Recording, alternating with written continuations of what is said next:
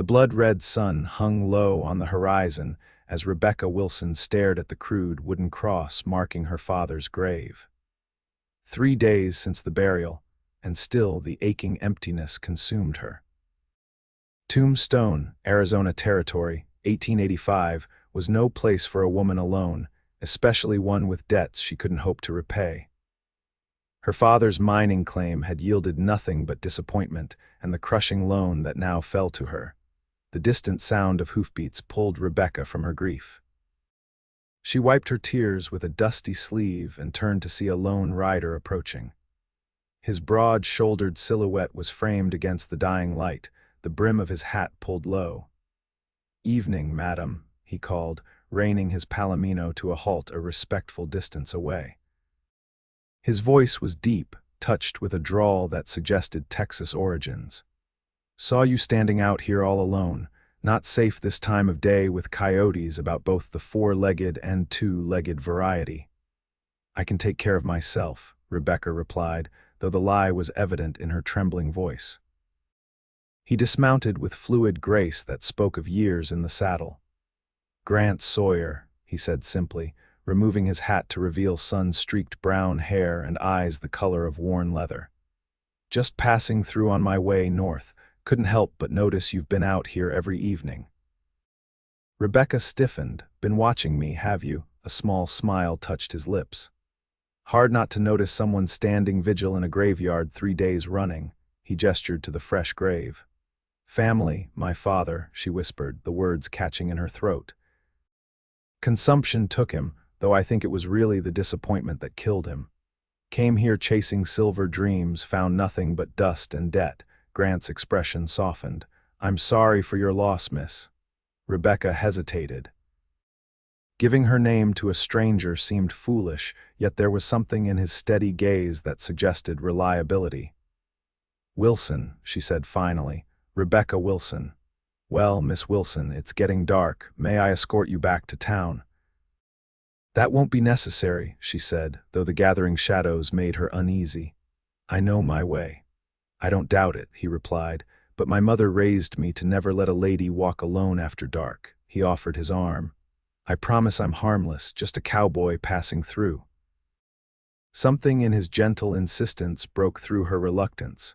Rebecca nodded, falling into step beside him as he led his horse by the reins.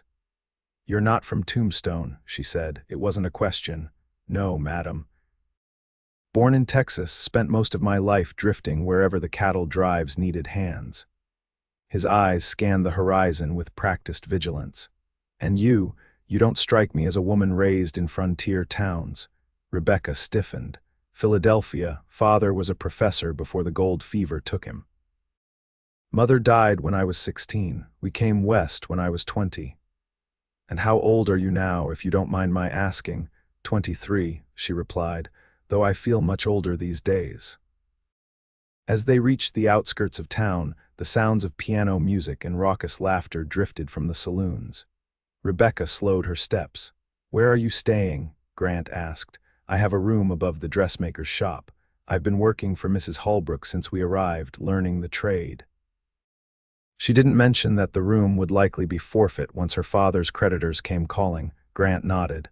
"I'll see you safely to your door." "That isn't, please," he said quietly. "It would ease my mind." Too exhausted to argue, Rebecca acquiesced. They walked in companionable silence through the dusty streets. When they reached the narrow staircase leading to her room, Grant tipped his hat. "Thank you, Mr. Sawyer." "Grant," he corrected with a smile. "Mr. Sawyer was my father, and he was a much more respectable man than I am." Despite herself, Rebecca felt a smile tug at her lips. "Good night, then, Grant. Good night, Miss Wilson." He watched as she climbed the stairs, waiting until she disappeared inside before turning back toward the livery stables. Rebecca leaned against her closed door, wondering why the brief encounter had left her so unsettled. Perhaps it was simply that Grant Sawyer was the first person to show her genuine kindness since her father fell ill. The next morning dawned clear and painfully bright. Rebecca rose early, donning the simple dress and apron she wore for work. Mrs. Holbrook, a widow from Boston who had followed her son west only to bury him after a dispute over cards, had been more than fair as an employer. The dressmaking shop provided steady, if modest, income for both women. "You're early," Mrs. Holbrook remarked as Rebecca entered through the back door. "Couldn't sleep again, dreams of creditors," Rebecca admitted, reaching for her pincushion. "Mr. Perkins from the bank stopped me yesterday, said he'd be calling next week to discuss arrangements." Mrs. Holbrook's wrinkled face softened with sympathy. "Your father left debts, child, not crimes. There's no shame in it." "There is when you can't pay them," Rebecca replied, threading a needle with practiced ease. "The claim is worthless, the cabin barely standing. All I have are his books and my sewing skills." "Which are considerable," Mrs. Holbrook pointed out. "I've had 3 inquiries about that blue walking dress you trimmed. You have a gift." Before Rebecca could respond, the bell above the shop door jingled. Both women looked up in surprise. It was early for customers. Grant Sawyer stood in the doorway, his hat in his hands, looking oddly hesitant for a man of his size. "Good morning, ladies," he said, nodding respectfully. "I hope I'm not interrupting." Mrs. Holbrook raised an eyebrow. "Not at all, young man. What can we do for you?" "Actually," he said, his eyes finding Rebecca's, "I was hoping to speak with Miss Wilson, if that's permissible." Rebecca felt a flush creep into her cheeks under Mrs. Holbrook's curious gaze. "I'm working, Mr. Sawyer." "It'll only take a moment," he promised. "It's about your father's claim." Rebecca froze, her needle halfway through a seam. "What about it? Perhaps we should step outside," he suggested, glancing at Mrs. Holbrook. "Nonsense," the older woman declared. "I have inventory to check in the back." "Take your time." With remarkable speed for a woman of her years, Mrs. Holbrook disappeared into the storeroom, though Rebecca had no doubt she'd be listening through the door. "How do you know about my father's claim?" Rebecca demanded once they were alone. Grant set his hat on the counter. "I made some inquiries last night. I know a bit about mining, worked a few silver operations before turning to cattle. I'd like to take a look at your father's claim if you'd permit it."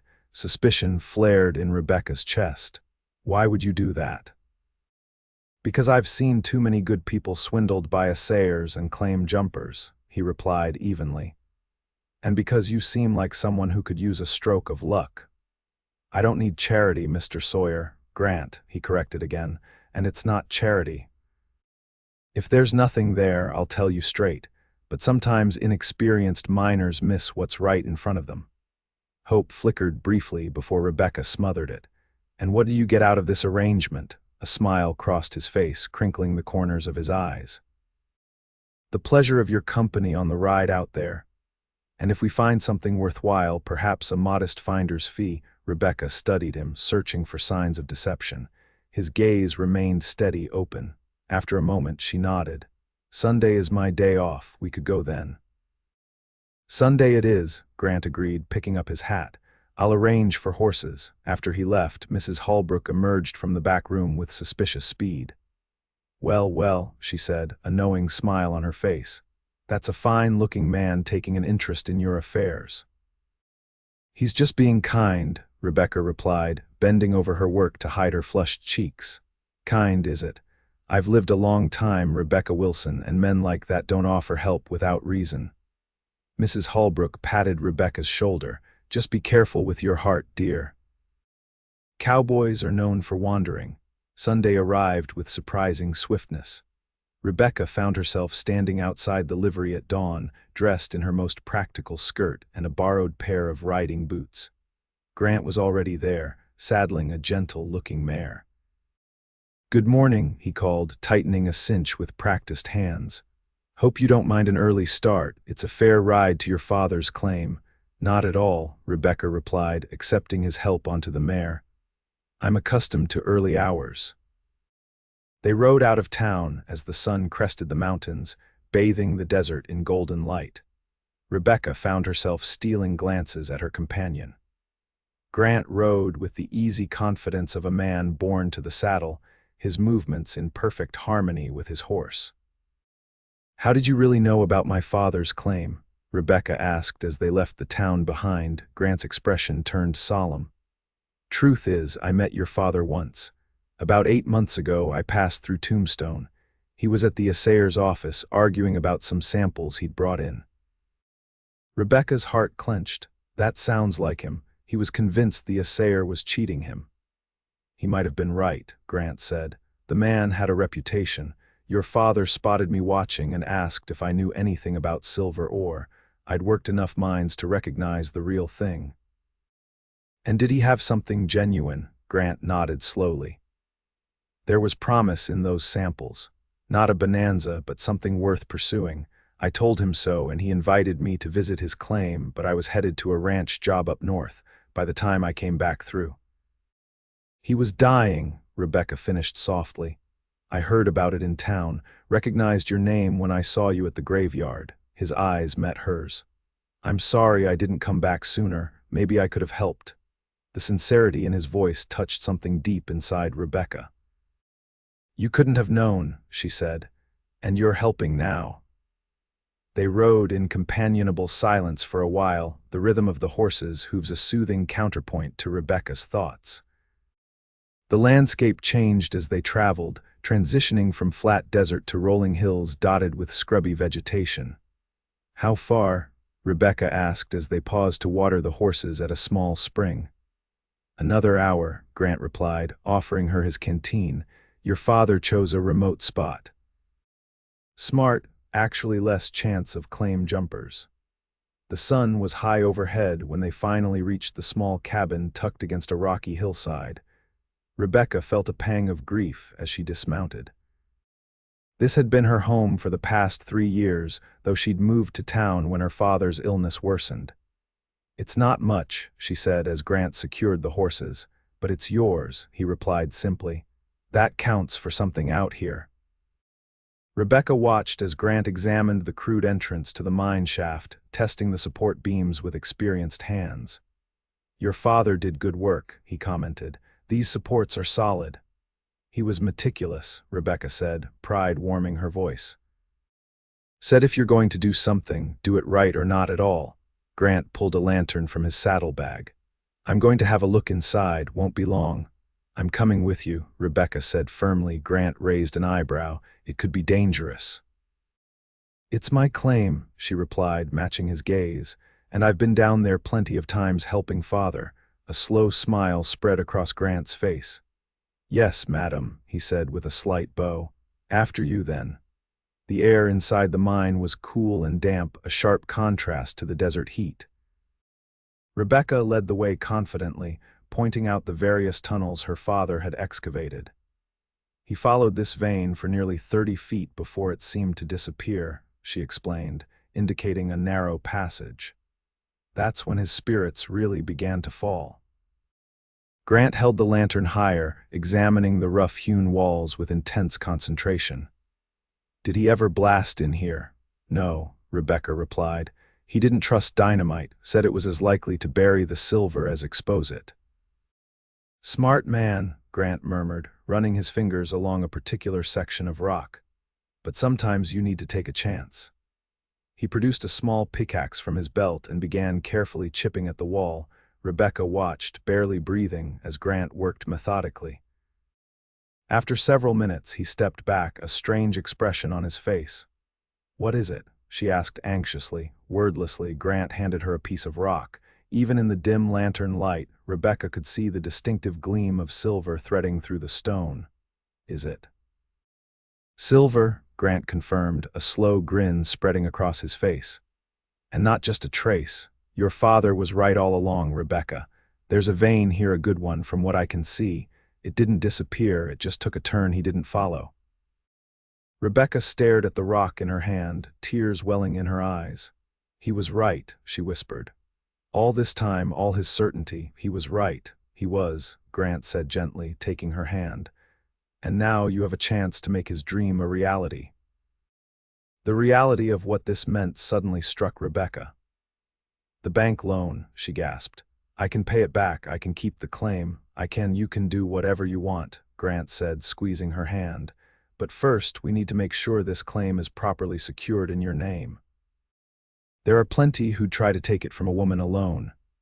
The ride back to town was filled with plans and possibilities. Grant explained the process of registering the claim properly, hiring workers, arranging for proper equipment. Rebecca listened intently, asking questions that revealed her quick intelligence. "You know more about mining than most men born to it," Grant remarked as they neared Tombstone. Rebecca smiled. "Father made sure I understood everything he did. Said knowledge was the one thing no one could ever take from me." "Wise man," Grant murmured. The following weeks passed in a whirlwind of activity. True to his word, Grant helped Rebecca secure her claim legally, introduced her to honest assayers, and even negotiated with the bank on her behalf. The initial samples proved even richer than they'd hoped, and soon Rebecca found herself with enough funds to begin proper mining operations. Throughout it all, Grant remained by her side, offering guidance but never taking control. Each evening, he would escort her home, their conversations growing longer and more personal as trust developed between them. "Why are you doing all this?" Rebecca asked one evening as they sat on the porch of her newly purchased small house on the edge of town. "You could have claimed finder's rights, taken a share for yourself." Grant was silent for a long moment, his eyes on the stars emerging in the darkening sky. "I've spent most of my life drifting," he said finally, "moving from job to job, place to place.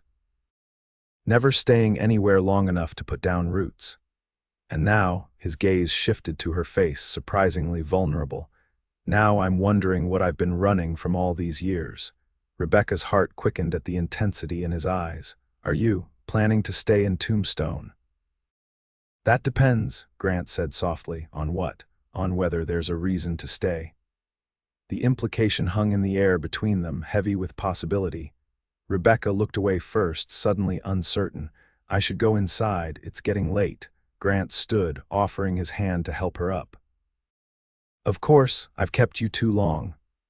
As their fingers touched, Rebecca felt a jolt of awareness that had nothing to do with the silver mine or business arrangements. She withdrew her hand quickly.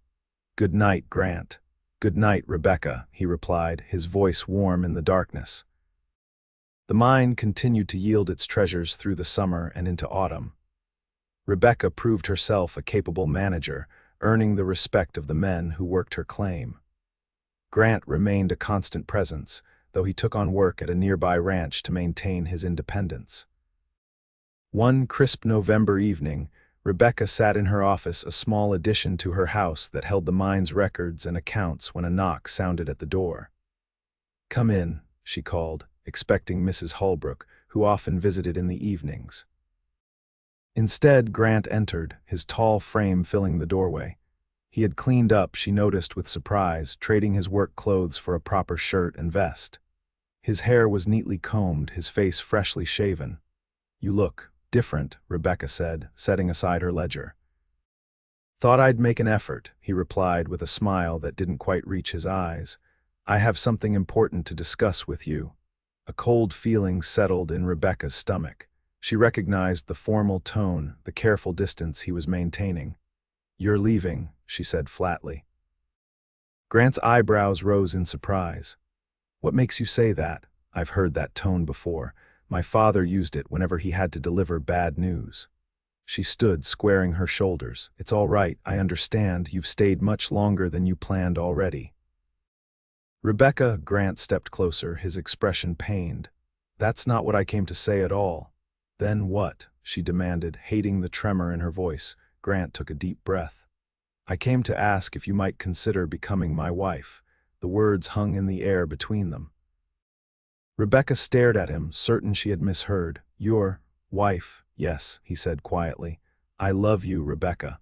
I think I have since that first evening by your father's grave, though I didn't recognize it then." Rebecca shook her head, stepping back until she bumped against her desk. "You can't mean that." "Why not?" Grant asked, his voice gentle but insistent. Because I'm not."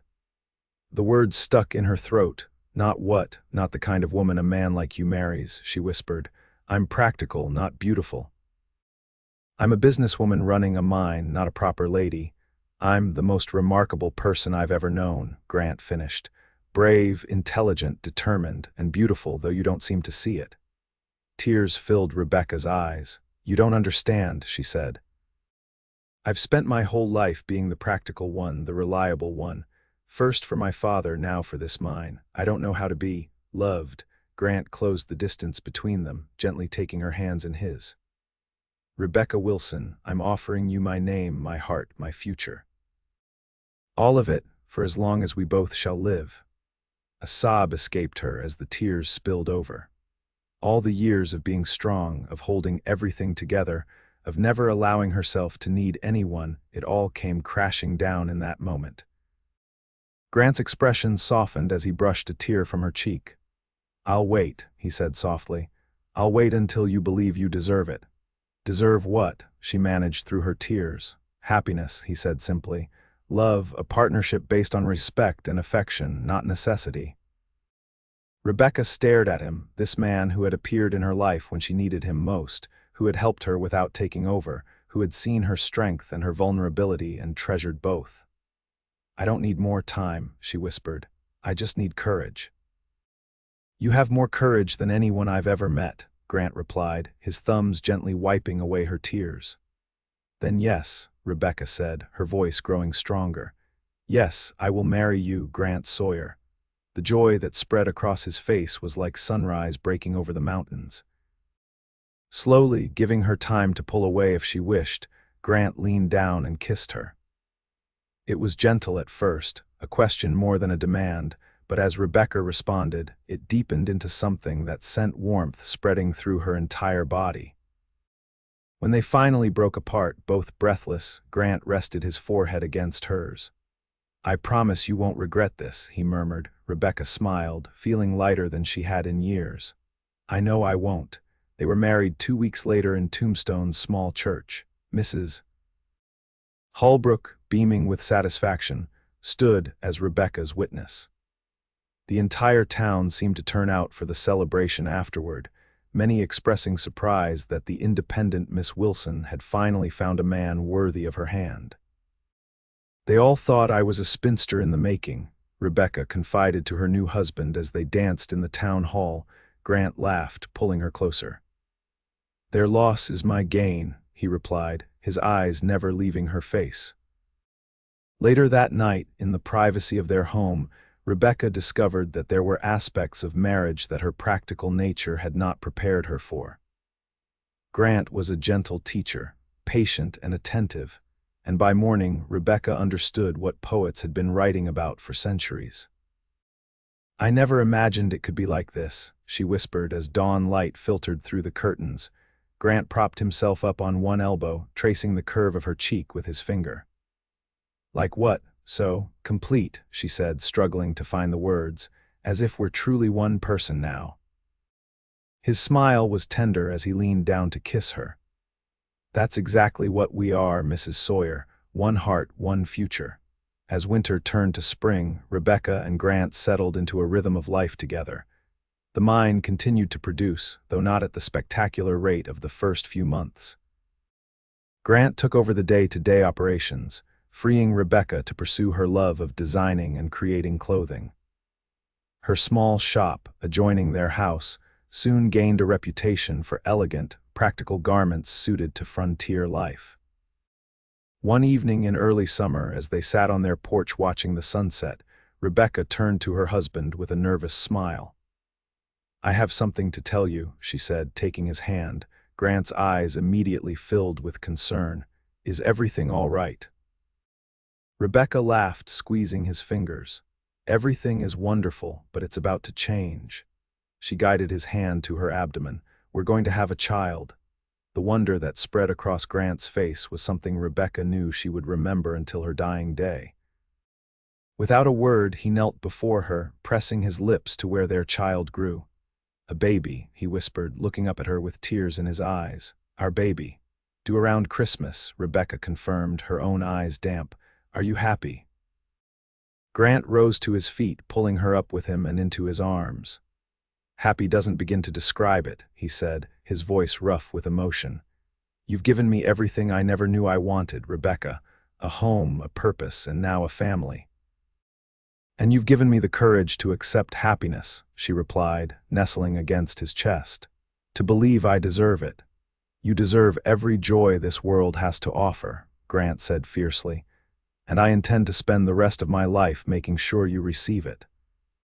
As the stars appeared one by one in the darkening sky, Rebecca thought of her father. He had brought her west chasing a dream of silver, never knowing that the real treasure waiting for her wasn't in the ground at all. It was in the heart of a wandering cowboy who had finally found his home with her. Their daughter, Margaret Elizabeth Sawyer, arrived on Christmas Eve, screaming her displeasure at leaving the warm comfort of her mother's womb. Grant paced outside the bedroom as Mrs. Holbrook and the town midwife attended Rebecca, his face gray with worry. When at last he was allowed inside, the sight of Rebecca, exhausted but radiant, holding their tiny daughter against her breast, brought him to his knees beside the bed. She's perfect, he whispered, gently touching the downy head. Just like her mother. She has your eyes, Rebecca replied with a tired smile, and I suspect she'll have your stubborn nature as well. Grant laughed softly. Heaven help us if she inherits stubborn qualities from both sides. As spring returned to the Arizona territory, the Sawyers' small family settled into a new routine. The mine continued to produce moderate yields, providing a comfortable living. Rebecca's dress shop thrived, particularly after she designed a line of practical yet attractive maternity wear based on her own recent experience. Grant, to everyone's surprise including his own, discovered a talent for civic involvement. When Tombstone's marshal was wounded in a shootout, Grant temporarily assumed his duties. His fair-minded approach to law enforcement earned him such respect that the town council eventually offered him the position permanently. Marshal Sawyer, Rebecca mused as they discussed the offer over dinner. It has a certain ring to it. It would mean staying in one place, Grant said, watching her carefully, putting down permanent roots here. Rebecca smiled, reaching across the table to take his hand. I think that's exactly what we both need. Maggie deserves to grow up in a stable home, not following the silver veins from camp to camp like I did. You're sure? Grant asked. The mine is doing well enough that we could afford to move somewhere more civilized. Back east, perhaps, where Maggie could have better schooling. Rebecca shook her head firmly. Tombstone is our home. The people here have become our family. We'll make sure Maggie gets a proper education. I'll teach her myself if necessary, but this is where we belong. The conviction in her voice settled the matter. Grant accepted the marshal's position, and the Sawyers became fixtures in Tombstone society. As the years passed, their family grew to include a son, William Thomas, born 2 years after Maggie, and later a surprise daughter, Grace Ann, who arrived when Rebecca was 32. Through it all, the bond between Rebecca and Grant only deepened. The passion of their early marriage matured into something equally powerful, but more sustaining, a partnership based on mutual respect, shared values, and abiding love. On their 10th anniversary, Grant surprised Rebecca with a trip back to the mine where their story had truly begun. The shaft was still there, though no longer actively worked. They had gradually shifted their investments to more stable enterprises as the silver began to play out. You regret it? Rebecca asked as they stood at the entrance, Maggie and William exploring nearby under Mrs. Holbrook's watchful eye, baby Grace asleep in her mother's arms. Regret what? Grant asked, his arm around her waist, settling down, giving up the wandering life for this. She gestured to encompass their children, their life together. Grant turned her to face him, his expression serious. Rebecca Sawyer, not a day goes by that I don't thank God for leading me to your father's grave that evening. Everything I am now, everything that matters to me, began the moment you agreed to let me escort you home. Rebecca smiled, leaning into his embrace. Even when Maggie threw a tantrum in the middle of church last Sunday, or when William decided to release all the frogs he'd collected into Mrs. Peterson's kitchen, Grant laughed, the sound echoing off the hillside. Even then, especially then. As the sun began its descent toward the horizon, painting the desert in gold and crimson, Rebecca looked at the family she and Grant had created. Maggie, dark-haired and serious like her father, carefully explaining something to her brother. William, with Rebecca's auburn hair and curious nature, hanging on his sister's every word, and tiny Grace sleeping peacefully against her mother's heart. "We should head back," Grant said, noting the lengthening shadows. "The children will be getting hungry." Rebecca nodded, but before they left, she placed her hand on the rough stone beside the mine entrance. "Thank you," she whispered, a message to her father and to whatever fate had brought Grant into her life. As they made their way back to the horses, Rebecca caught Grant watching her with a tender expression. "What is it?" she asked. "Just thinking about that night I proposed," he replied, taking Grace from her arms to allow Rebecca to mount more easily. "You cried when I offered you my name." "I was overwhelmed," Rebecca admitted, settling into her saddle. "I couldn't understand how someone like you could want someone like me." Grant handed Grace back up to her, then mounted his own horse. "I meant what I said then," he told her, "that I'd wait until you believed you deserved happiness." Rebecca looked at him, this man who had been her partner, her lover, her friend for a decade now. "I believe it now," she said softly, "with all my heart."